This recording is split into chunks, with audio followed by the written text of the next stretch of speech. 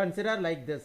இப்போ a of 0 அப்படின்றது இப்போ a of 0ல நான் என்ன வேல்யூ கொடுக்க போறேன் அப்படினீங்கன்னா நான் 11 னு பாஸ் பண்றேன். அதுக்கு அப்புறம் நான் வந்துட்டு லூப் எக்ஸிக்யூட் ஆயிருக்கும். here 0 plus 1 1 1 lesser than 2 true.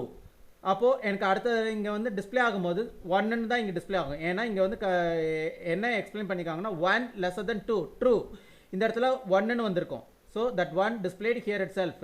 so இதெல்லாம் நமக்கு ஏற்கனவே சொல்லிருக்காங்க. இதெல்லாம் கான்ஸ்டன்ட். அதுல வந்து enter a ன்னுலாம் கேக்கும். so இங்க a of 1 ல நம்ம என்ன வேல்யூ பாஸ் பண்ண போறோம்? இந்த a of 1 ல என்ன வேல்யூ பாஸ் பண்றோம் அப்படினீங்கன்னா 22. இப்போ according to object 1 object 1 ஐ பொறுத்தவரையில் here we are read two input values from user as well as those input values are stored in two member variables. The first member variable name is a of 0, second member variable name is a of 1. ஆனா member variable name ஒன்னு தான். that member variable index only different. index na inga 0 and 1, member variable name na a. so object according to object 1 read 2 times read input according to object 1 2 times read input from user as well as those inputs are stored into a member variable. a member variable has two indexes. the first index name is 0, second index name is 1. இந்த இடத்துல name னு சொல்ல கூடாது. second index number is 0, first index number is 0, second index number is 1 அப்படினு சொல்லிட்டாங்க. so இப்போ நமக்கு வந்து இங்க பாருங்க கீழ இந்த இடம் பாருங்க you don't consider this line. இந்த object 1 மட்டும் பாருங்க. இந்த object 1ல என்ன here call first member procedure by object 1. நான் இங்க வந்துட்டு ரெண்டு மெம்பர் ப்ரொசீஜர்ஸ் இருக்குன்றாங்க. first member procedure name is get data, the second member procedure name is show data. get data helps to read input from user, show data helps to display member variable values. get data users the input value input வாங்கி member variable store பண்ணுன்றாங்க. show data display that member variables contain values. அந்த show data என்ன பண்ணும்னா member variable இருக்கிற values display பண்றதுக்கு பயன்படும் ஒரு member procedure தான் show data ன்னு சொல்றாங்க. so here first I here call first member procedure like get data by object 1. object 1 மூலமாக get dataங்கறத கால் பண்றாங்க. சரி இப்போ இந்த லூப் வந்து ரெண்டு தடவை எக்ஸிக்யூட் ஆகும். அதில் வந்து a of 0 and a of 1 fill பண்ணியாச்சு. now this object wait to next instruction இதுதான். இப்போதைக்கு இதையும் கன்சிடர் பண்ணாதீங்க.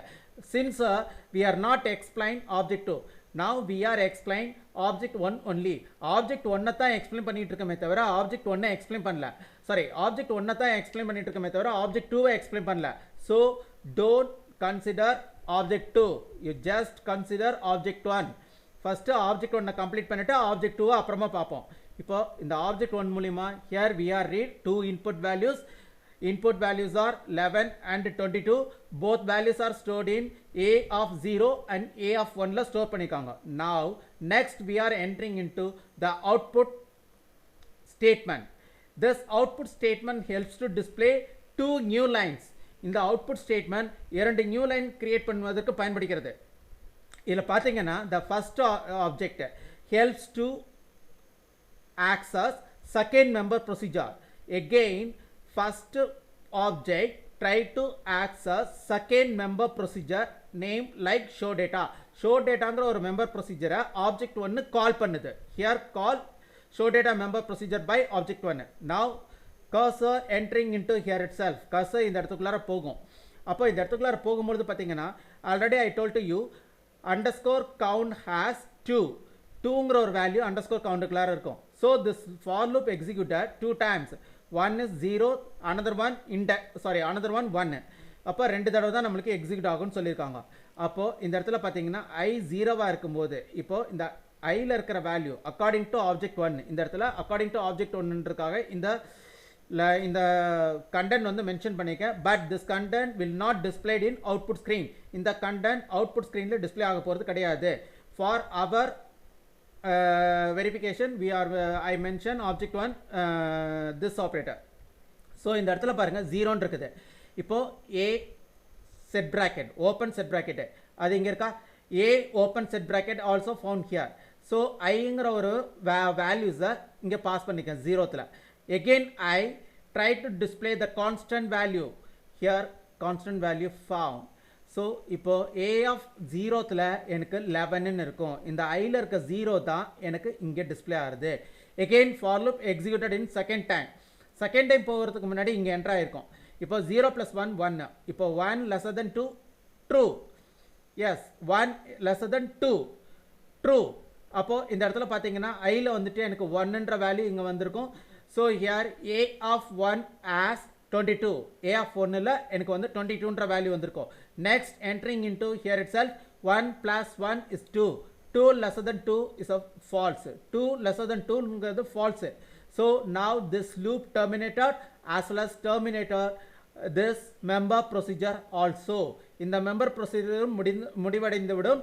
அதற்கு முன் எது முடிவடைந்து விடும் எனில் for loop முடிஞ்சிரும் அப்படின்னு இருக்காங்க.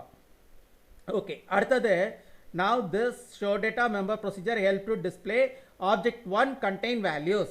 இந்த member procedure object 1ல இருக்கிற I and J a of 0 and a of 1ஓட வேல்யூவை டிஸ்பிளே பண்ணுறதுக்கு பயன்பட்டுச்சு. இப்போ now we are entering into object 2.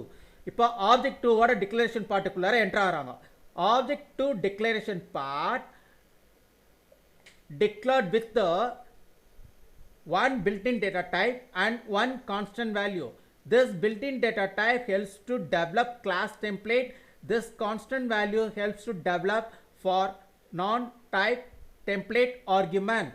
அந்த non-type template argument டெவலப் பண்ணுறதுக்கு தான் பயன்படுகிறது அப்படின்னு இருக்காங்க. Here I read a hint. Following statement declare a object. That object name is object 2 with built-in data type. Built-in data type is like float for class template. Class templateக்காக தான் நம்ம அந்த floatங்கிற ஒரு built-in data type கொடுத்துருக்காங்க அப்படின்னு இருக்காங்க. And one constant value mentioned for non-type template argument. ஒரு constant value mention பண்ணியிருக்கோம். யாருக்காக? non-type template argumentக்காக. சரி, so this object இந்த இதை மைண்டில் இப்போ செட் பண்ணிடுங்க. here we are pass float and 3 by object 2. float and 3 இந்த வேல்யூஸை நம்ம object 2 மூலியமாக நம்ம கிளாஸ்க்கு பாஸ் பண்ணுறோம். சரி, இந்த இடத்துல பாருங்க. now x receive float data type underscore count receive 3 constant value.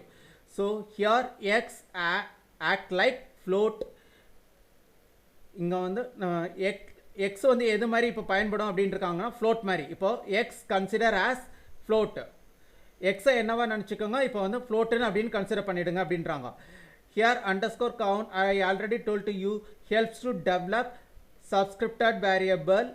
Here underscore count convert scrap member variable into subscripted member variable. underscore count எதற்கு பயன்படுகிறது எனில் ஒரு scrap member variable இருந்து ஒரு subscripted member variable ஆக கன்வெர்ட் பண்ணுறதுக்கு underscore countங்கிறது use ஆகுது. இந்த underscore count வந்து developed by non-type template அதில் இருந்து டெவலப் பண்ணுறாங்கன்றாங்க. according to this object 2 object 2ல இங்கே float b float a of 3 இந்த மாதிரி நம்ம செட் பண்ணிக்கணும். இப்போது எக்ஸ் இருக்கிற இடத்துல ஃப்ளோட்டுன்னு நீங்கள் மென்ஷன் பண்ணிடுங்க. அப்போ நான் இங்கே ஃப்ளோட்டுன்னு கொடுத்துட்டேன். அப்போ member variable name A. Here also found A, but here found 3. Here I mention array size is 3 by non type template argument. அது மூலிமா நான்